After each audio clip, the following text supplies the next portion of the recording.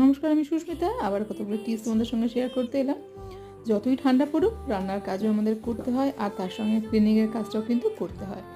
তো তার জন্য আমরা সময় খুবই কম পাচ্ছি, কারণ এখন দিনটা যেহেতু ছোট, সকাল হতে না হতেই কোথা থেকে যে অন্ধকার হয়ে যাচ্ছে, এত তাড়াতাড়ি বেলা কেটে যাচ্ছে, তো বুঝতেই পারছি না। সেই জন্য ক্লিনিংয়ের কাজটা কিন্তু সকালবেলাতে না হলেও আমরা বিকেলবেলাতেও করতে পারি। একটুখানি গরম জলে একটা স্পঞ্জ ওয়াইপ নিয়ে নিয়েছি, আর সেটাকে খুব ভালো করে একদম শুকনো করে নিংড়ে নিয়েছি, আর সেটা দিয়েই সেই জিনিসগুলোকে মুছে নেবো যেগুলোতে আমার প্রত্যেক দিন হাত দিতে হয়। সিঙ্কের উপরে একটা ছোট্ট র্যাক রয়েছে গ্যাস ওভেনের ঠিক ডান দিকে। তো এটাতে ভীষণ তেল পড়ে, তো সেই জন্য এটাকে কিন্তু ভিম জেল দিয়ে, অল্প ব্রাশ দিয়ে বা স্কচ ব্রাইট দিয়ে আমি প্রায় দিন ঘষে পরিষ্কার করে নিই। আর তার সঙ্গে একটা ছোটো হ্যান্ড ওয়াশের ডিবে রাখি, যেটা আমার সবসময় কাজে লাগে। মাছটাকে হাত দিলে হাত ধুয়ে নিই। আর সিঙ্কটা কিন্তু সবসময় পরিষ্কার রাখার চেষ্টা করি। সিঙ্কটা পরিষ্কার থাকলে রান্নাঘরটাকেও পরিচ্ছন্ন দেখায়।